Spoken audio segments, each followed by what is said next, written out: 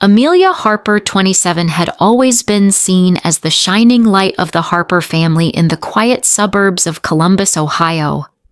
The only child in a typical middle-class household, she grew up in a 2-story home with a white fence and a garden of daisies her mom tended every spring. Her father, Douglas Harper, worked as a sales manager for an industrial machinery company. Her mom, Karen, taught part-time at a local elementary school. They weren't wealthy, but they were secure family trips to Florida ballet classes, a decent school district. Amelia felt grateful for everything they'd provided. When she began her studies in marketing at Ohio State, she promised herself she'd repay them with success and loyalty. But life took a sharp turn. The year she graduated, Douglas was laid off during a company restructuring. At 52, he was caught in a limbo, too old for most new jobs, too young for retirement. The severance package covered a few months, but his pride was harder to mend. At first, everyone believed it would be temporary. Douglas had always been the provider, the one who fixed everything from broken faucets to algebra equations. But as months passed and job offers didn't come, he slipped into the couch TV on beer in hand, frustration simmering. Karen tried to pick up more hours, but part-time teaching barely paid for gas and groceries. Amelia, just starting her first job at a boutique ad agency downtown, moved back in to save money. But a little help became full financial control. She started covering the mortgage $1, $500 per month. Then the car payments $800. Utilities, insurance, phones, even Netflix totaling over $3,600 monthly, nearly 60% of her paycheck. At first she didn't mind. They raised me for 20 years. I can help for a few, she thought. But slowly that comfort turned to resentment. Not because of the money, but because of the silence. No thank yous, no pride in her promotions. Just passive expectations. Karen was kind apologetic even, but constantly defended Douglas. He's just going through a rough time, sweetie, she'd say, year after year. Meanwhile, Douglas upgraded his cable plan, Karen ordered overpriced organic groceries, and when Amelia needed car repairs, Douglas shrugged. Why not finance a new one? As her friends traveled Europe and bought homes, Amelia barely scraped by. Every attempt at a real conversation ended in tears or yelling. For 5 long years, she didn't just pay her parents' bills, she paid with her future. For Amelia, the sacrifices had once felt right. She believed that love meant giving without question, especially to the parents who raised her. But over time, what once felt like love began to morph into duty, then into burden. Douglas, once the stable rock of Amelia's childhood, now spent most of his days sunken into the living room couch. Anytime she gently suggested he look into work opportunities, his response was explosive. "You think I haven't tried? You think I want to be supported by my daughter?" he'd snap, before slamming doors and sulking for hours. Karen responded differently. After each outburst, she'd busy herself in the kitchen or quietly tidy the house later, whispering, "He's just sad, honey. Give him time." But time passed and Douglas didn't change. In fact, he began to expect Amelia to cover everything without question. Things became more apparent after Amelia was promoted to senior marketing manager. Proud of the milestone, she took her parents out for a celebratory dinner at an upscale restaurant, nearly $300 on her tab. Throughout the meal, Douglas criticized the service and at the end muttered, "Probably got promoted because you're a woman." Amelia cried in the bathroom while Karen waited outside, whispering, "Don't take it personally." He didn't mean it. Her 27th birthday was the final push. Amelia planned a weekend getaway with friends, her first real treat for herself. But Douglas reacted with outrage, accusing her of abandoning the family. She canceled her plans and spent the day watching TV with them instead. No cake, no card, just a hushed happy birthday from her mother when Douglas wasn't around. More and more, Amelia felt like she was living someone else's life. The house one she paid for didn't feel like home. She wasn't allowed to invite friends over. Her space, her time, even her autonomy had been absorbed into a system where she gave and no one acknowledged it. In the back of her mind, a question began to form. Was this love? Or a form of dependence masked as family? Every time she considered stopping, fear crept in. What would happen to them? Would she be labeled ungrateful, selfish? But slowly, Amelia began to see the truth. Sacrifice isn't love if it comes at the cost of yourself. That Christmas, Amelia Harper still held on to hope.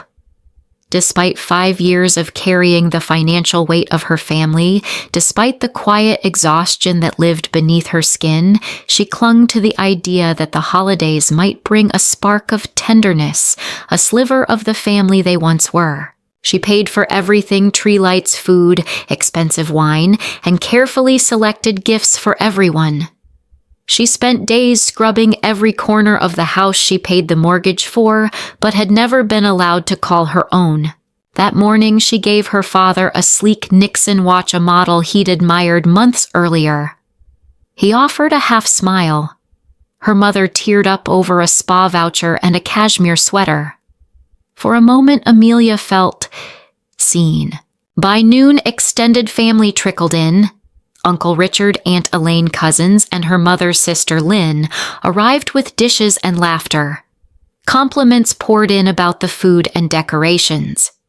For once, Amelia felt appreciated. Dinner began with Uncle Richard's toast. To the chef who made this feast, glasses clinked. But then Douglas spoke. And to the man who kept this roof over our heads for 30 years.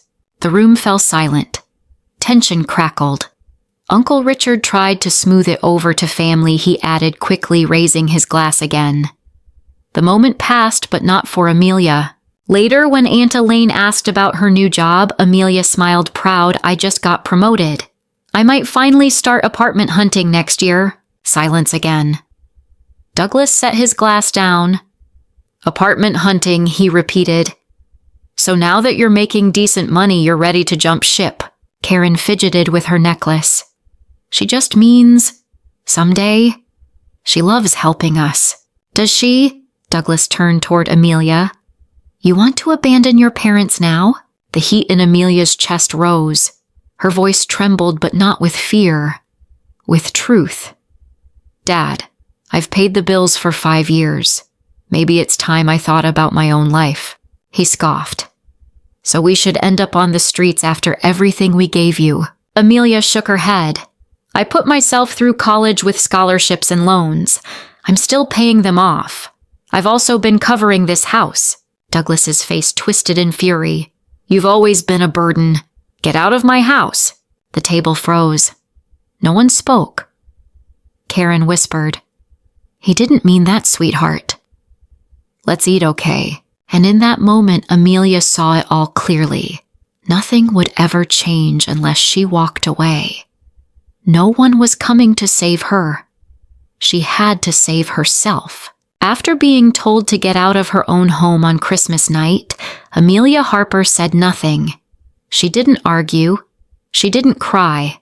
She simply stood, placed her napkin on the table, and walked out, closing the dining room door behind her, like sealing off a chapter she had long outgrown. Back in her childhood bedroom, still filled with teenage posters and memories, Amelia slid to the floor. Her body trembled, and tears came uncontrollable, but not from pain. Something inside her had finally broken. Years of silent endurance nights spent paying bills while her parents watched TV. It all rewound in her mind like a cruel highlight reel. And now it was clear her father hadn't rejected her. He had freed her from a burden she hadn't had the courage to release herself. She didn't sleep that night. At sunrise on December 26th, Amelia opened her laptop and created a spreadsheet. Column A, the bills, mortgage, car loans, utilities, insurance, phones, internet. Column B, the amount she had paid month by month, year by year. The final total stunned her $129 or $600. Nearly $130K spent supporting a family that no longer saw her as part of it. Her bank account showed just under $8,000. Her retirement savings were barely started. Student loans loomed overhead, and her parents, both healthy, both in their 50s, had done nothing to shift course. She was funding a lifestyle built on denial and entitlement. Amelia texted her best friend Jenna, who immediately invited her to move into the spare room of her apartment. With that lifeline secured, Amelia moved into phase 2 financial disentanglement. She called her bank and canceled the auto payment on the mortgage. She contacted every utility provider, electricity, water, gas, internet, requesting to remove her name from the accounts. She reduced the family's phone plan to a basic level and left the responsibility for payment to her parents. Streaming services were canceled with a few quick clicks. The hardest task was the co-signed car loans.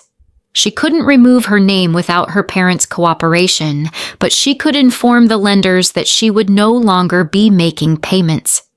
She documented every call, representative, names, times, confirmation numbers, and saved it all in a folder titled Exit Plan. That afternoon, Amelia met with a financial advisor, Mark Jennings, who walked her through the strategy step by step.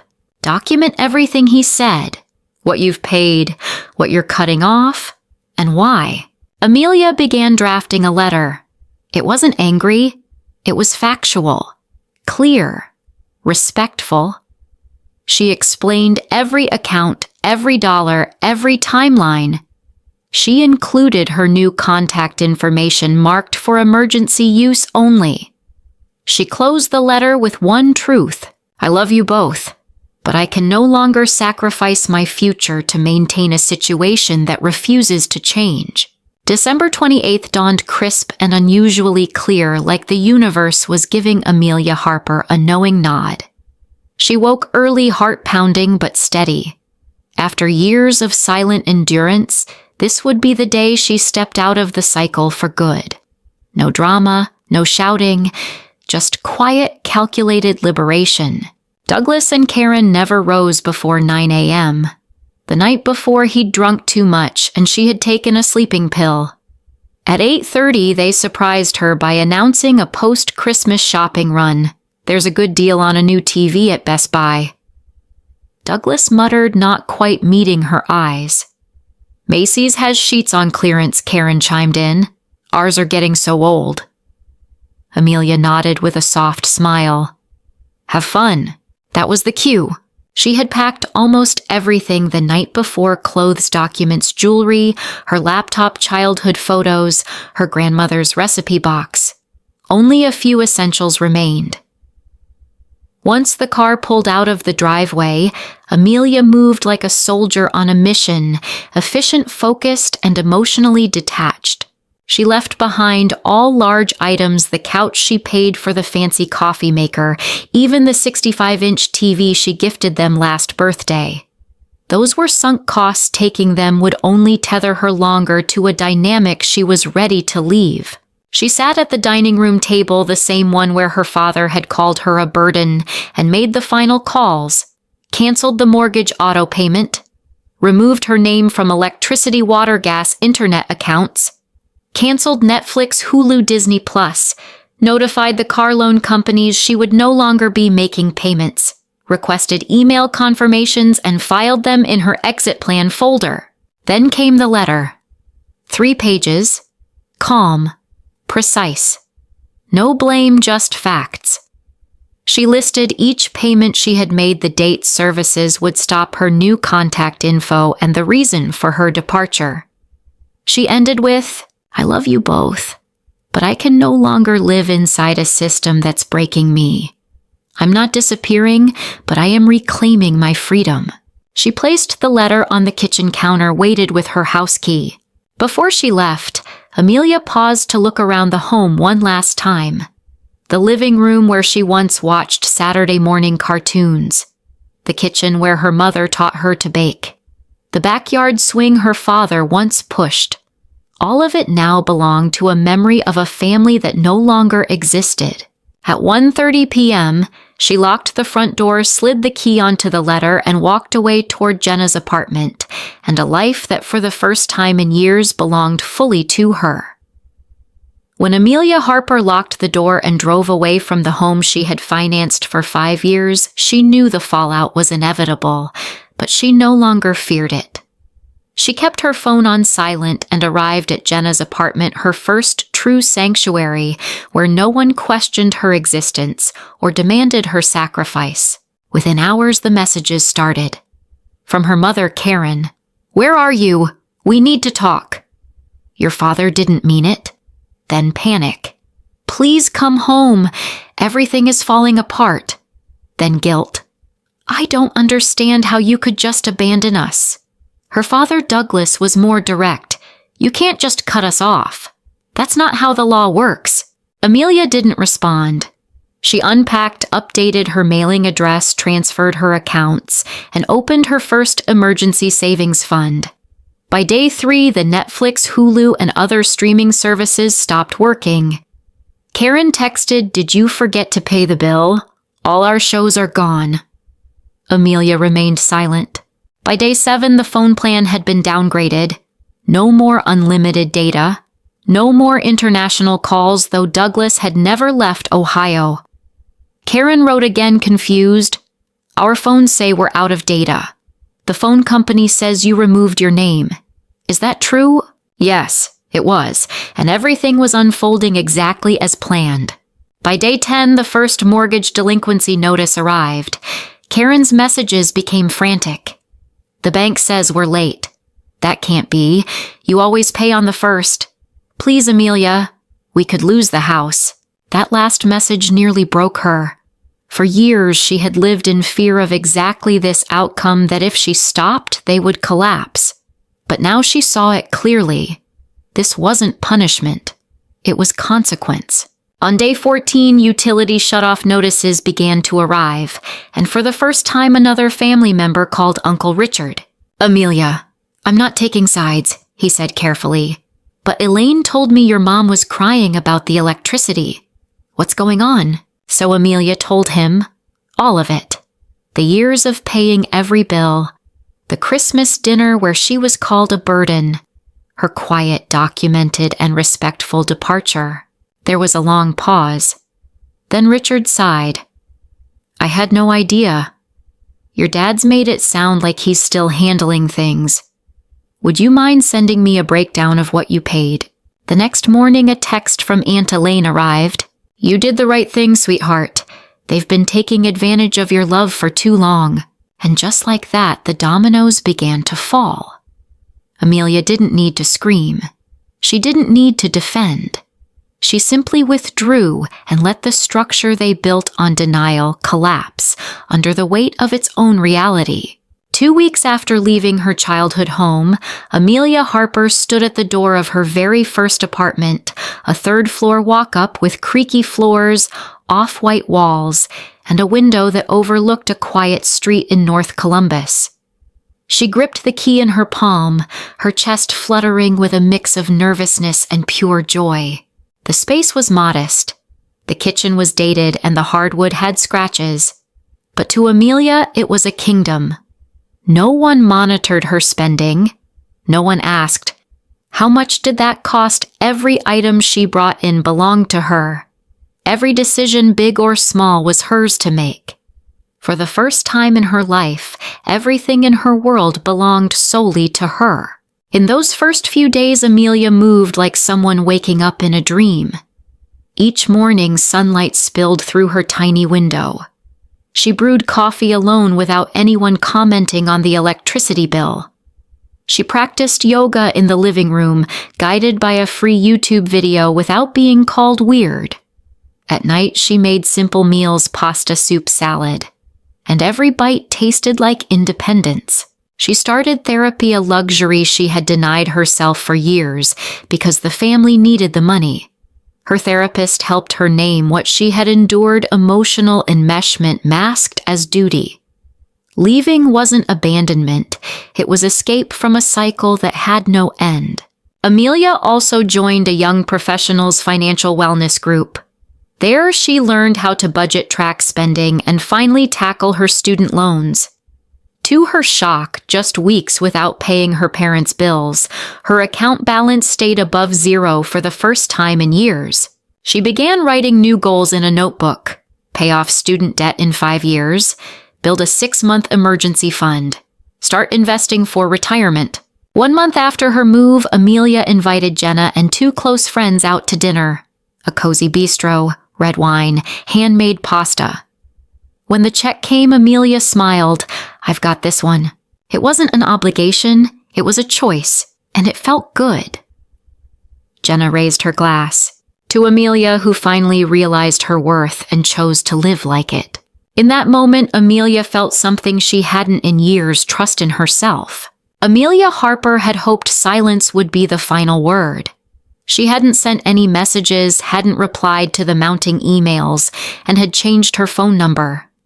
But the past, especially those who once thrived on your sacrifice, has a way of resurfacing when their comfort vanishes. In the 4th week after she left, during a quiet afternoon at her office, reception buzzed in. "Amelia, there's a man named Douglas Harper in the lobby. He says he's your father, and he insists it's urgent." Before she could react, the voice echoed down the hallway. "Amelia, you can't hide from this forever." She stepped out of her office just as her father, flushed and furious, pushed through the door. Her coworkers looked up startled. His glare was sharp, full of accusation. "You've let the bank threaten foreclosure. Your mother's working double shifts. Is that what you wanted?" Reception called security. Amelia stayed calm. "You need to leave. This is my workplace. After all we've done for you, this is how you repay us." "No," she said evenly. "I'm letting you face the consequences of your own choices." Security arrived. Douglas resisted, but eventually he was escorted out. Heather, Amelia's manager, approached gently. "Take the rest of the day, and if he comes back, we'll support you filing a restraining order. This isn't acceptable."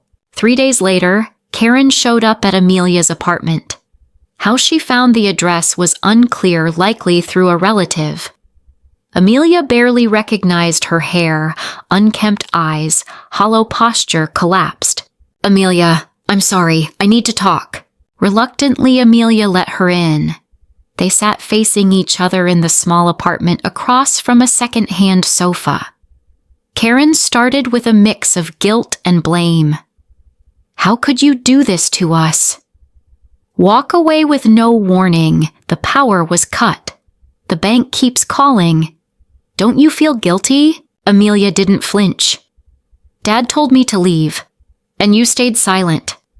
I left a letter with dates and details. You had options, but you didn't act," Karen cried. The conversation spun in circles, accusations, excuses, pleas. But this time, Amelia didn't bend. She listened. She didn't retreat. Eventually, Karen asked, "So, are you cutting us off forever?" Amelia shook her head. "No, I'm cutting off the old dynamic where I gave everything. If you want to rebuild something healthier with respect and boundaries, I'm open." Karen left in silence. But this time, it was she who had to face the truth. Her daughter had grown up and had finally chosen to live for herself. 1 week after the tearful visit from her mother, Amelia Harper received a call from her Uncle Richard. His voice was gentle but firm. "Amelia, we're having a small family meeting at the house. It's time everyone hears the truth. Not to blame, but to finally speak what's been left unsaid." Amelia hesitated. It felt like a potential ambush wrapped in guilt. But then her Aunt Elaine got on the phone. "You're not alone in this. This time we're with you," she agreed.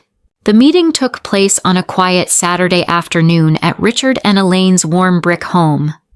Present were Douglas and Karen, Richard and Elaine and Amelia. No food, no pleasantries. Just the heavy air of long-avoided accountability. Richard began with calm diplomacy. We're not here to shame anyone. We're here to understand.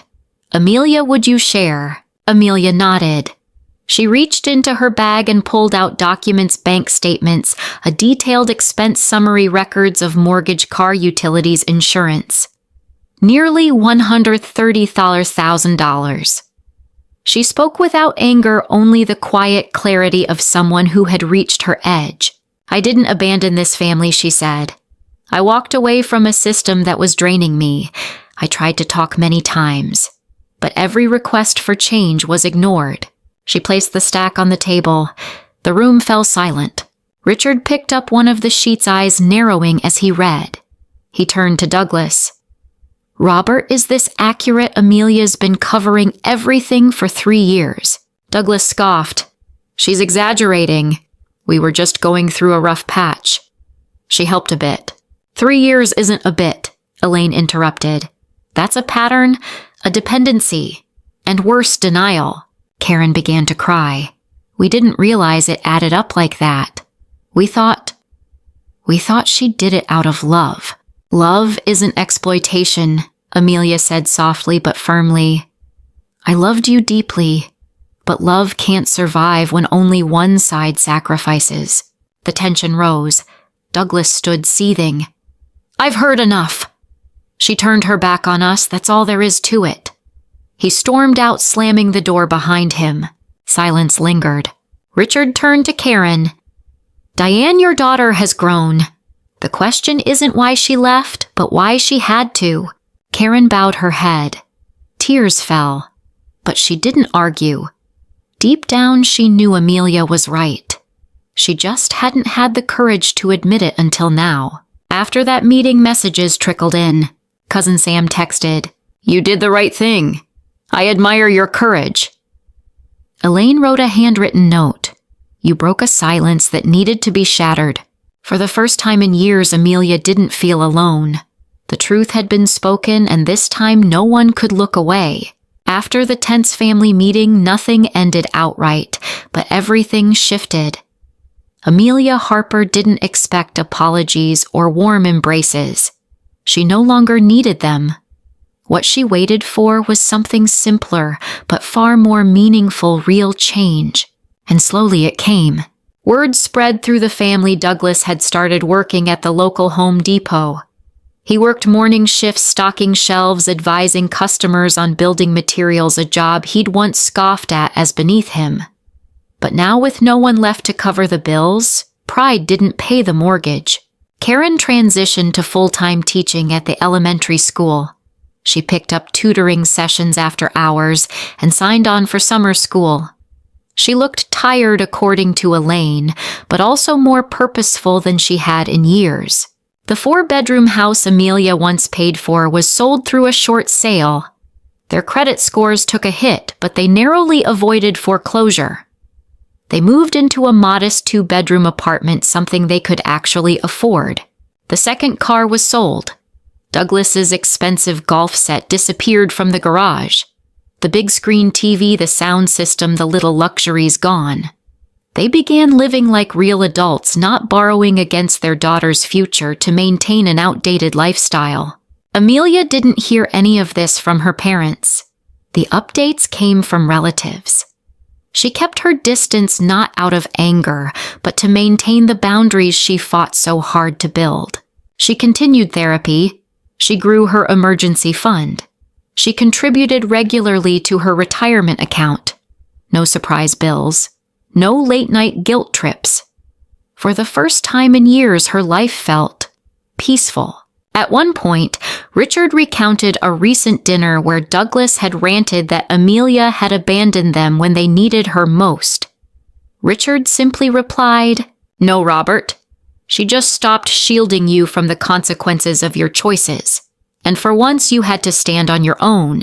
Amelia didn't feel joy at their struggle, but she didn't rush to rescue them either. What was happening now wasn't punishment. It was balance. Everyone was finally carrying their own weight, just as they always should have. 6 weeks after the family meeting, Amelia Harper found an unmarked envelope on her desk. No return address, just her name in a familiar looping script, her mother's handwriting. Her hands trembled slightly as she picked it up. It had been weeks since Karen last texted or called. The silence had been complete. Now it had been replaced by a letter. She opened it slowly. The ink was steady, but the words were heavy. Dear Amelia, this is the hardest letter I've ever written. For months I've been angry and hurt that you left without looking back. I blamed you for our struggles, our downsizing, the shame of losing what we once had. But recently, in a therapy session your Aunt Elaine helped arrange, I realized something painful. What you did wasn't cruel, it was necessary. I enabled your father's behavior. I stood by silently while you carried a weight that was never yours to carry. I'm not asking for forgiveness. I'm writing to say that I understand. And if someday you're open to rebuilding, not as our provider, but as our daughter, I would cherish that chance. Amelia read it slowly, carefully. She didn't cry, but something inside her loosened. Not because her mother had changed everything, but because for the first time someone in her family had named the truth. After discussing it with her therapist, Amelia chose to respond. She invited Karen for coffee, neutral ground. Public, contained. They met on a quiet afternoon, soft rain outside. Karen looked smaller, wearing an old coat, eyes weary, but no longer evasive. The conversation was slow. No apologies, no attempts to go back. Just two women cautiously exploring the possibility of starting over from where things had broken. Amelia set clear boundaries. No financial discussions. No requests for help. No mention of Douglas unless he changed.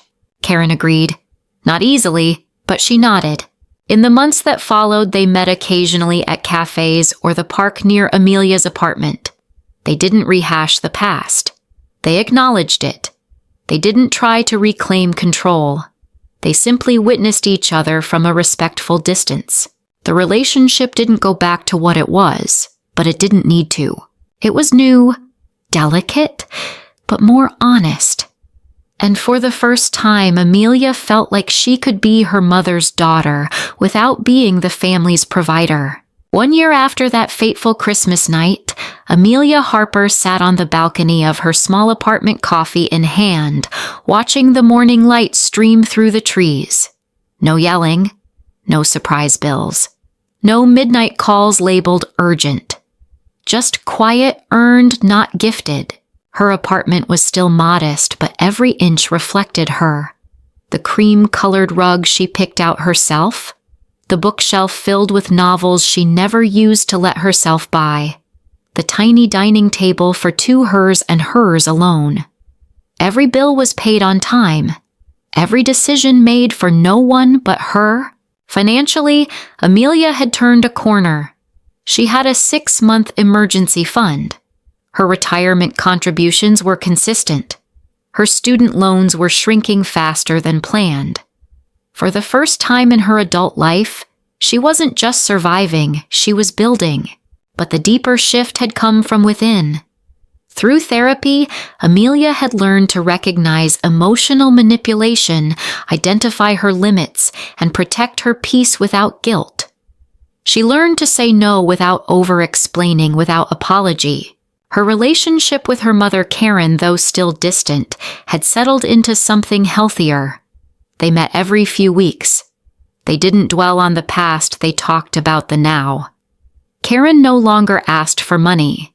She no longer mentioned Douglas, who remained in denial about his role in everything. Amelia had not spoken to her father. That silence to her wasn't punishment, it was protection. This Thanksgiving, she had dinner with Uncle Richard, Aunt Elaine, and a few cousins. No one asked, "When are you going home?" No one pressured her to reach out to her parents. Instead, they asked about her work, her travel plans, the books she was reading. They saw her not as the disobedient daughter, but as a grown woman. For her first Christmas away from family, Amelia and her closest friends rented a cozy cabin in the mountains. They played board games, cooked meals together, and laughed until late. On Christmas Eve, she quietly mailed a small gift to her mother, not out of duty, but because she wanted to. Amelia knew the journey wasn't over. Some days old memories returned. Guilt still knocked at the door sometimes, but she had learned this. Boundaries are not selfish. They're the foundation of healthy love. She no longer tried to rescue a family unwilling to save themselves. Instead, she was building her own life, one choice, one limit, one honest breath at a time. And for the first time, that life was truly hers.